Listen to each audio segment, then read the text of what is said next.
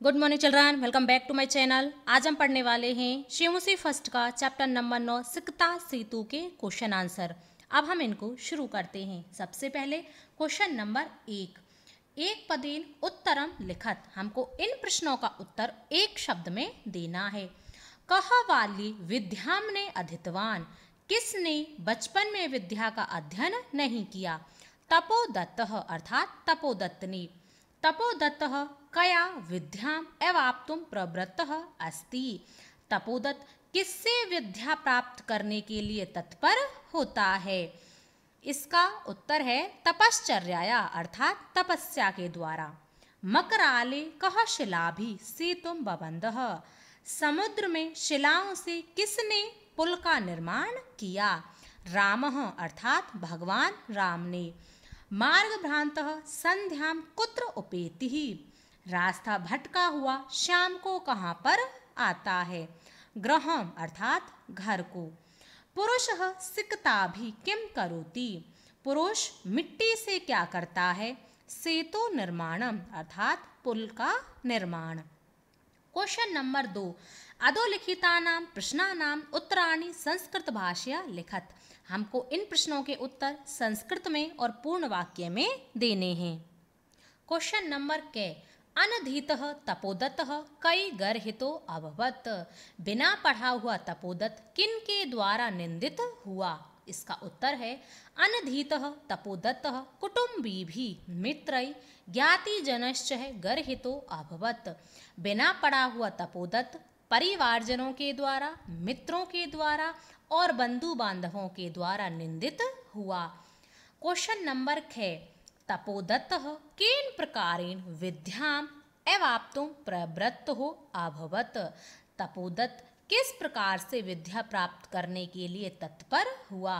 इसका उत्तर है तपोदत्तः तपश्चर्यायाः विद्याम एवाप्तुं प्रवृत्तो अभवत्। तपोदत्त केवल तपस्या से ही विद्या प्राप्त करने के लिए तत्पर हुआ, अर्थात वह तपस्या से ही विद्या प्राप्त करना चाहता था।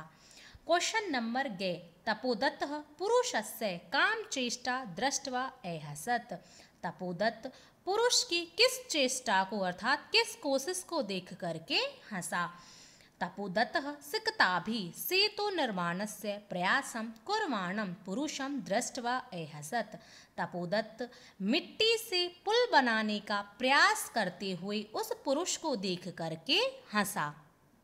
क्वेश्चन नंबर 6 तपोमात्रेण विद्यां प्राप्तुं तस्य प्रयासः कीदृशः कथितः।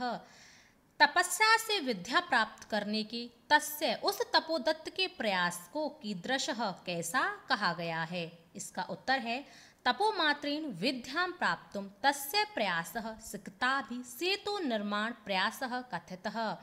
केवल तपस्या से विद्या प्राप्त करने के उस तपोदत्त के प्रयास को मिट्टी से पुल बनाने के प्रयास के समान कहा गया है। अन्ते तपोदत्तः विद्याग्रहणाय कुत्र गतः। अंत में तपोदत्त विद्या ग्रहण करने के लिए कहाँ पर गया? अन्ते तपोदत्तः विद्याग्रहणाय गुरुकुलः गतः।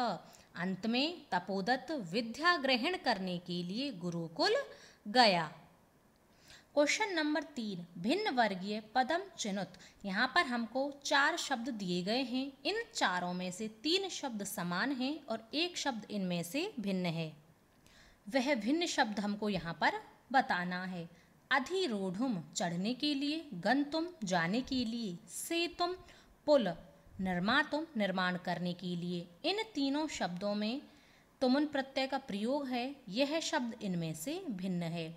निश्वस्य है, चिंत्य है। निश्वस्य का अर्थ होता है सांस लेकर। चिंत्य है सोचो। विमर्श है विचार करके। उपेत्य जा करके। इन तीनों शब्दों में ल्यब प्रत्यय का प्रयोग है। चिंत्य इस शब्द में भिन्न है इन चारों शब्दों में से। विश्वस्मि विश्वास करता हूँ। पश्यामि देखता हूँ। करिष्यामि करूँगा। अभिलाषामि यानी कि इच्छा करता हूँ। ये 3 शब्द वर्तमान काल के हैं और यह शब्द भविष्य काल का है, तो यह शब्द इसीलिए इसमें से भिन्न होगा। तपो भी तपस्या के द्वारा, दुर्बुद्धि दुष्ट बुद्धि, सिकता भी मिट्टी के द्वारा, कुटुम्बी यानी कि परिवारजनों के द्वारा। यह तीनों शब्द तृतीय विभक्ति बहुवचन के हैं। दुर्बुद्धि इनमें से भिन्न है। अब देखो क्वेश्चन नंबर 4। रेखांकितानि सर्वनाम पदानि कस्मै प्रयुक्तानि। हमको बताने हैं ये सर्वनाम शब्द किन के लिए प्रयुक्त हुए हैं। अलम अलम तव श्रमेण, अपने परिश्रम को बंद करो, अर्थात तुम्हारे परिश्रम को बंद करो। तो यह तव किसके लिए आया है, उस पुरुष के लिए आया है। न अहम सोपान मार्गई अट्टम अधिरोढ़ुम विश्वस्मि, मैं सीढ़ियों की सहायता से अट्टालिकाओं पर चढ़ने में विश्वास नहीं करता हूँ। तो अहम किसके लिए आया है, पुरुषाय, उस पुरुष के लिए। चिंततम भवता नेवा, आपने सोचा है या नहीं। तो यह भवता किसके लिए आया है, पुरुषाय, पुरुष के लिए।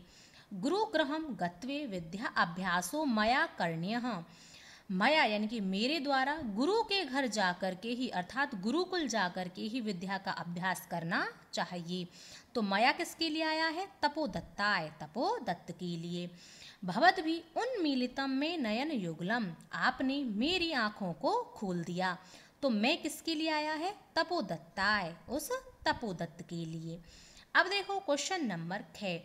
अधोलिखितानि कथनानि कह कम प्रति कथयति।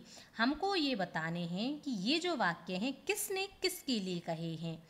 हा विधे किम इदम मया कृतम, हे विधाता यह मेरे द्वारा क्या किया गया। यह वाक्य किसने कहा था, तपोदत्त ने स्वयं से कहा था। भो महाशय किम इदम विधीयते, हे महाशय आप यह क्या कर रहे हो। यह वाक्य तपोदत्त ने कहा था पुरुष से। भो तपस्विन कथम माम उपरोणसी, हे तपस्वी आप मुझे क्यों रोक रहे हो। यह वाक्य किसने कहा था, पुरुष ने, किससे, तपोदत्त से। सिकता जल प्रवाहे स्थास्यन्ते किम, क्या मिट्टी जल के तेज प्रभाव में ठहर सकती है। यह तपोदत्त ने कहा था पुरुष से। न अहम जाने को अस्ति भवान, मैं नहीं जानता कि आप कौन हैं। यह वाक्य तपोदत्त ने पुरुष से कहा था।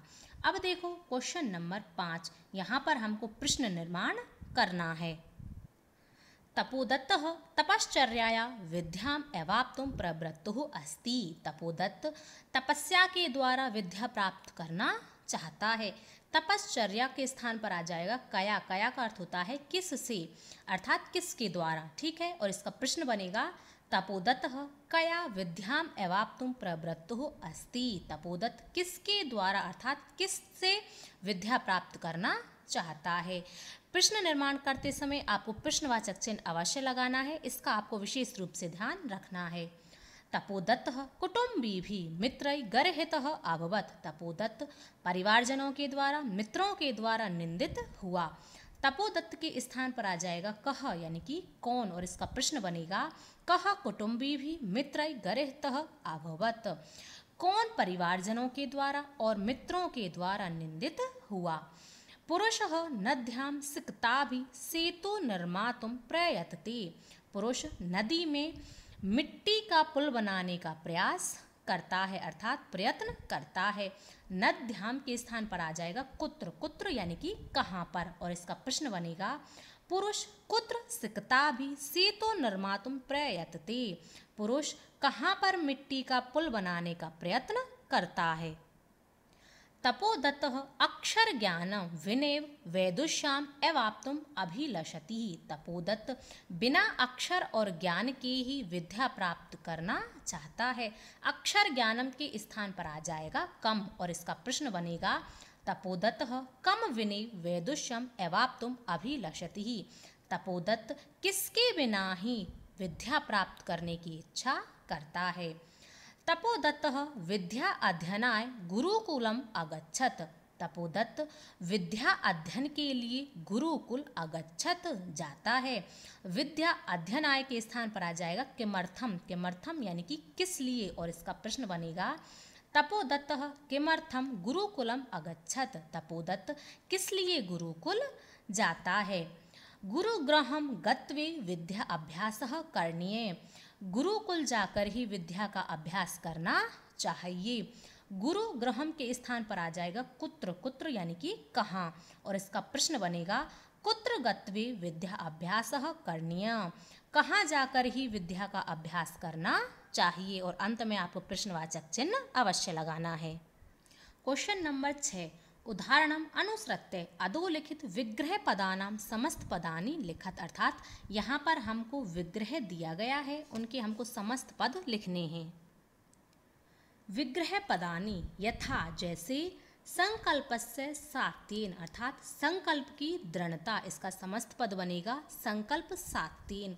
अक्षराणाम ज्ञानम, अक्षरों का ज्ञान, इसका समस्त पद होगा अक्षर ज्ञानम।